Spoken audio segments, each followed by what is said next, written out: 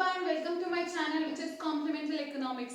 And today's concept which we are going to talk about, that is monetary policy. RBI to control the credit money supply every time they come with monetary policy, which a policy where it will be planning say how much money supply should be there, that will be decided. In this case, when we are talking about the monetary policy which is formed by RBI, so in this case, they are going to form two kinds of policies. One is qualitative, one is quantitative, another one is the qualitative policies. So qualitative methods and the quantitative methods. As of now, the qualitative methods are not needed because the question is about open market operations.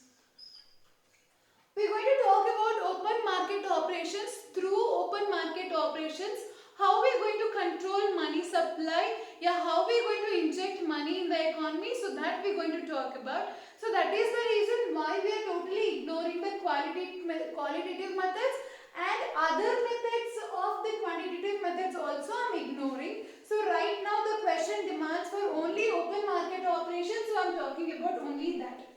So what is open market operations?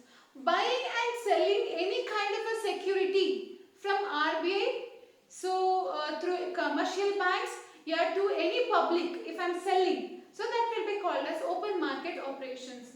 The government, so RBI behaves like an agent of government, so the RBI is going to sell government any kind of securities, treasury bills to the commercial banks, otherwise to the public directly. So that will be called as open market operations. When they are dealing with the open market operations, so before explaining the open market operations, the two things which I have to explain, that is inflation and the deflation. Why monetary policy is needed? Monetary policy is needed to bring economy into stabilize. So we need economy in the stability place, so where everything will be stable. It can be price, it can be the money supply. Every function of money, it should be stable. But sometimes money supply increases, sometimes money supply decreases. So to control this, monetary policy is going to adopt these all methodology to control the money supply and to stabilize the economy and smooth functioning of the economy. Monetary policy is very much needed. In this case, the two extreme points what you have, that is the inflation and the deflation. Inflation, where the money supply will be very much more in the economy. On the other side, you have a deflation where money supply is really very much less. In inflation, not only the money supply is more, at the same time all goods and services prices are, it's like peaking like anything, it is very higher.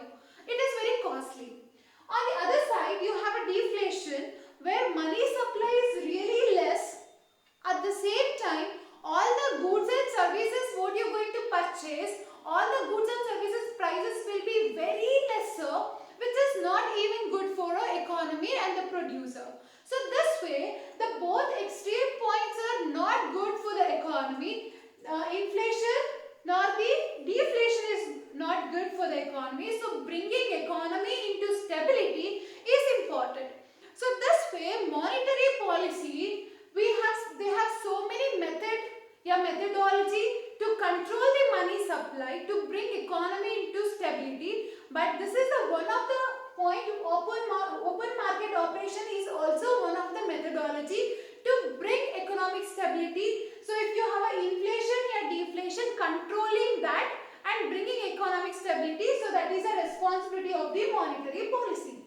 So in this case, open market operations, as I told you before, so RBI is going to sell government shares, securities, bonds, treasury bills to the commercial banks, otherwise directly to the public. So that will be called as open market operations.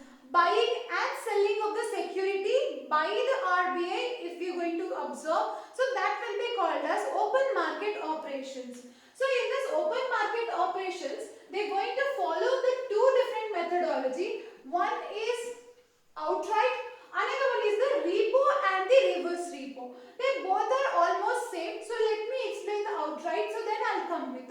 and the reverse repo. The first one is the outright. What is the meaning of outright here? Outright means whenever RBI is going to sell any of the security of the government to the public or commercial banks, they are not going to promise that I am going to buy back. They might buy back, they might purchase, but that won't be measured. That is not mentioned in which date they are purchasing, whether they are going to purchase or not purchasing, it is not sure. So that's why we say that RBI is going to sell the security to the public, otherwise commercial bank, without promising that whether it's going to buy back or not. So that's called outright. At the same time, so purchasing back, selling government securities, purchasing, both are not, they are not promising. If they are purchasing back, they are not promising that again I am going to sell back. If they are selling, they are not going to promise that I am going to buy back again. So they are not going to give any kind of a agreement, any kind of a promise note. So in the future they are going to buy or sell. They are not going to promise that. So that's called outright. So in this case, if the government is going to sell the securities, to whom they are selling? They are selling this to commercial banks. They are selling this to public. In this case, if you think that I am a government, I am selling on behalf of me, the RBI is going to sell the securities and shares, bonds, treasury bills to the public and commercial banks without giving any promise note. So in this case, I am selling. If I am selling, to purchase this, commercial banks and the public, they have to pay money, and money will be coming to me. So I am taking all the liquid money. So in this case, money supply will be decreasing. If I am selling the shares, if I am selling the security to the public, commercial banks, so money supply will be decreased. That means I am selling the liquidity money what you have in the public, in the hands of the public and the commercial bank, it is reaching me. So then definitely money supply is going to decrease in the economy when you have the inflation. On the other side, so what is the next scenario is, on the other side, when I am purchasing the security from the public and commercial banks, on the other side, if I am purchasing the security from the public, I am purchasing, so being RBI agent of a government, I am buying all the securities from the commercial bank, otherwise from the public. If I am buying back, I am buying any kind of a security from the public, commercial bank. In that case, I am buying, that means I am giving money. So I am purchasing, so I am giving money. So that means in this case, I am injecting the money. Why I am injecting? I am injecting because I want to increase the money supply. Because in the deflation, money supply is less. I want to increase the money supply. So what I am doing is, I am purchasing the securities. If money supply is already more in the economy, that time I want to take back all the money. So in that case, I am selling the securities to the public. So this way, outright, which is not the promissory note, permanent in the nature, they are not selling back. So they are not promising that they are going to take it back or purchasing back.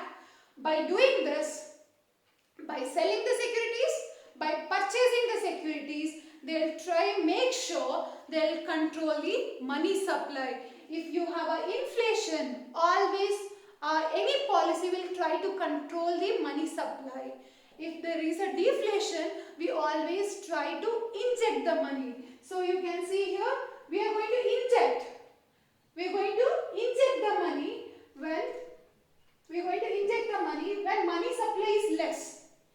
We are going to absorb the money. We are going to take the money when money supply is more. So this is the way how we are going to bring this stability. If the money supply is more, very much more, that is the inflation, reduce it. If the money supply is very less, the situation is deflation, so inject more money. So where money supply will become coming to one stability. So on the other side, you have repo and the reverse repo. Repo, it is even called as repurchase agreement. Even it is called as a repurchase agreement. Reverse repo is also reverse repurchase agreement. Again, reverse repurchase agreement. In this case, repo or reverse repo, both, they are going to make a promise, an agreement that in this particular date, I am going to purchase back at this particular price. I am going to mention the price, I am going to mention the date, I am going to mention the time. This is a time, this is a date, this is the price. I will be giving you back and I am purchasing my agreement, my share securities back. If I am promising the date, if I am giving the agreement, so then it will be called as repo and reverse repo. Repo and the reverse repo. Repo, that means selling. Repo, that means when I am buying any kind of a security from the RBI. Reverse repo, when RBI is purchasing from me. So they both are having the different prices. In case the repo rate is high, if the repo rate is high, in that case, if the repo rate is, if it is high, in this case, the commercial banks is going to purchase any of the agreement in the higher the prices. If the commercial banks are going to purchase any of the securities in the higher the prices, so definitely the loans what they are going to offer, the interest rate will be more. If the interest rate is more, the public, they don't want to borrow any money from the banks because they think that interest rate is too costly, why should I have to buy? So because of this, the public is not going to buy loans. Because of this, money supply will be less in the economy. In the inflation time, the repo rates will be more. On the other side, if the repo rate is less, that means you have to understand the situation is deflation. The situation will be deflation. In this situation, RBI is going to give agreement, repurchase agreement where the deflation time, the repo rate will be less. If the repo rate is less, commercial banks are going to purchase any of the agreement in the lesser prices. If they are going to take anything in the lesser prices, the interest rate will be less. So if the interest rate is less, the public will be very much enthusiastic to take more loans. This way, if the public is taking more and more loans, the money will be injected to the economy to increase the money supply. Repo rate will be high in the inflation time. Repo rate will be less in the deflation time. So this way, increasing repo rate and the decreasing repo rate will decide how it is one of the methodology to bring economy into stability. On the other side, you have a reverse repo. Reverse repo is also part of a repo only. Reverse repo is reverse repurchase agreement where RBI is going to withdraw. So RBI, whatever the agreements they have given to commercial banks and the public, they are going to take it back.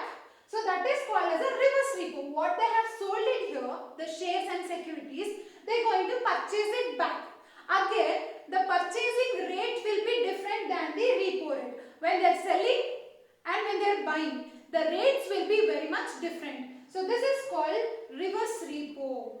So reverse repo or repo, usually the maturity time it differs from 7 days to 14 days or something like this. But yes, this is definitely a very drastic, very important method, a methodology to control the money supply in the economy. I hope you got this. In the next video, we'll come with one more important topic, CRR and SLR. Thank you so much for watching. Thank you.